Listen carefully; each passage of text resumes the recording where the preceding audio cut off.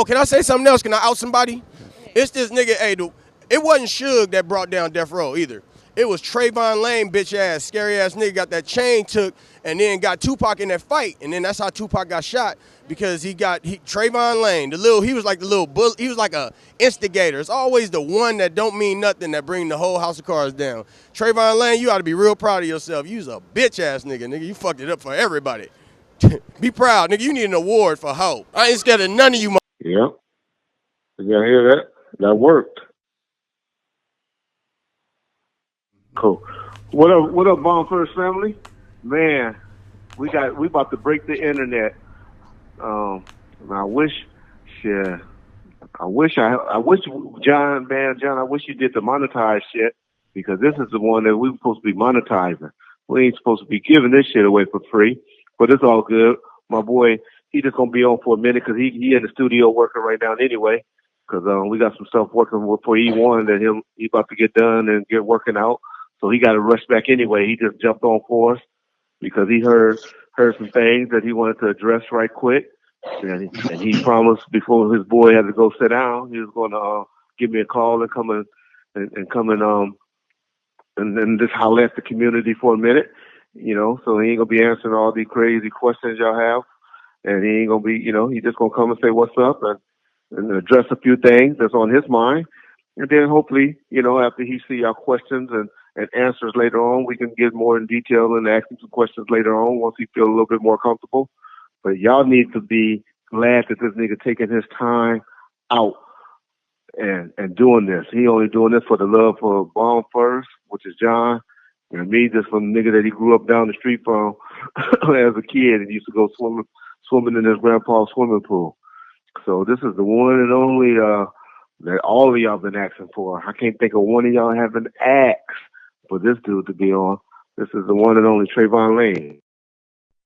Trayvon Lane, aka Youngster, that Mr. Suge Knight used to call you. What's up, What's baby? up with you, Reg? How you doing, man? Man, I'm good, man. I'm good.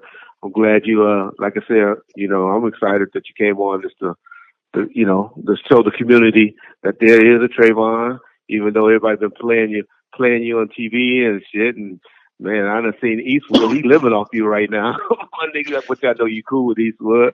Yeah, That Eastwood, nigga all right, Eastwood, man. Yeah, yeah. I Well, don't he have a honest. problem. Yeah, he gave it up to me, man. I appreciate Eastwood, but Now I he just was on. Yeah, he was on this show and he was like, I'm proud to play Trayvon. He said I grew up around Chris and all that, but shit, if I had to play any Paru nigga, it's Trayvon. So he's all good. yeah, Member positive. yeah. No, I So got love for Eastwood, man. But I do yeah, got a problem with the people playing my character in all these documentaries and these movies and all. And they ain't trying to holler at me though. They try to give me some crumbs. But it's a cold game how they do you. In this movie entertainment world. You know what I mean? But like I say, they portraying me in a negative in the wrong light. Stuff didn't happen like they putting it out there, so y'all don't believe all them documentaries y'all seeing because them people out there profiting off of our lives. You know what I'm saying? They didn't live that. You know what I mean? They got the world thinking that, that I was the cause of Pac dying and all that. You know what I'm saying? Or I made him jump. I know y'all got a lot of questions and I can't answer them all for y'all, but I'm going to tell y'all that's false. You know what I'm saying? Mm-hmm. Pac was my homie. Pac was from our neighborhood. He was MOB. You know what I'm saying? This Yep. Wack100 dude, I really came on to address him. I met the cat in 2001. He was a very well mannered fella. He wasn't running around like he talking now. His motive, I don't know it. You know what I'm saying? He running around some real cats from the city, and I give it up to, the cats he running around, they real ones, but he not, you know what I'm saying? So you not from Compton, stay out of Compton business. You know what I'm saying? Straight up, you know what I mean? But yeah, Pac was from my neighborhood and he was a gangster, a poet, an artist, you know what I'm saying? All that. He was all that, you know what I'm saying? So it's like, he got a problem with it. That's him. He jealous. You know what I'm saying? He trying to be something he not. Because you go by the red low rider with a red rag, don't mean you tough. You know what I'm saying? So, if people want to follow him, they can follow him. But, don't speak on my neighborhood because you ain't from there. You know what I'm saying? Straight up. You know what I mean? But that's yeah. what I got to say Well, let me about say him. this, because they don't, man. This community right here, they can't stand Wack 100. You know me. I'm, I you know, I got a little love for him just because of what he did in the past. I don't like what he's saying and how Hey, he's hey, coming Rez, back. Oh I yeah, don't mean to cut you off, but I'm not an internet banger. I'm not a social media banger. yeah. So I'm not coming on here to, rile up and act like I'm tough or nothing. Nah, man, none of that. You know what I'm No, saying? no, But when it no. comes to Your Pac, reputation speaks for it is. yeah, So but we love Pac. You know, the homies, my homies, the real circle, we accepted Pac. You know what I'm saying? That the homies that didn't like Pac, you gotta understand in the neighborhood there's hundreds of cats. You know what I'm saying? So everybody don't like everybody as it is. You know what I'm saying? So but some that what didn't like him, they wasn't around him, so they can feel like that. You know what I'm saying? But for the ones that was around him, we accepted him. He was our homie. You know what I'm saying? So we didn't have a problem with that. You know what I mean? So that's what I can just dispel with all that. You know what I mean? Just to cut that and nip it in the butt. You know what I'm saying? all right, cool. Well, we'll just leave it there. We'll just leave it right there. Let me ask you your opinion or what's up with that nigga. You know, because I know what you are and I know what this nigga is because we was around him. So how's this nigga DJ Quik thinking he, aka David Blake, could think he can be speaking on you like he did? Man, I wanted to jump to the goddamn YouTube when I saw what he was saying, and I was like, damn, what the fuck did happen? Who done pumped this nigga up to say this shit that he said about Trey of all people? I can see if they were Well, saying some bullshit like that about me, but one of the homies. well, it was 17 years later, man, and of course, I changed. I changed as you grow. You know what I mean? As you get older, you grow. And if I'm in my 40s now, man. I'm 45, so it's like what I look like running around as like a kid. You know what I'm saying? Having a shouting match with David when he spoke my full government name on the internet. You know what I'm saying? Right there. Coming from where we come from, if you got a problem with somebody, you speak their name, then you like putting the heat on them. You like basically telling the police, hey, listen. I got a problem with this dude right here, and if something happened, go talk to him. That's what he did, basically. You know what I mean? Because I never knew that it was a problem. Because let me tell you, I mean, back in what '01, you were witness to this. Then we go knock on David's door at 3 in the morning. Reds, we went and knocked on his door for Fat Boy, right?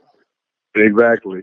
And I was at his door, at 3 in the morning at Quik door. So it's like when he came to the door, they was scared, thinking something was gonna happen to him. His whole family came to the porch, and you like he all right, Fat Boy want to talk to him because he owed Fat Boy what 200 some thousand for some beats that he did for some beats that was trash that he wanted his money back, right?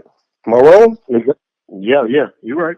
So if I'm just saying if I was this bitch, you know what I'm saying? You can't knock on my door if you this bitch type of dude that he calling me, you know what I'm saying? I mean, I'm not finna sit up and call a man no names over the internet, man. If I got a problem with you, then, it'll be what it'll be if it's really a problem. But with him, I just laughed at that, man. That was comical because, like I say, 17 years later, I got grandkids, man. I got, kids and, you know what I mean? So, and I'm just, an old man now pretty much, but I'm laughing at this guy because I'm like 17 years later, man.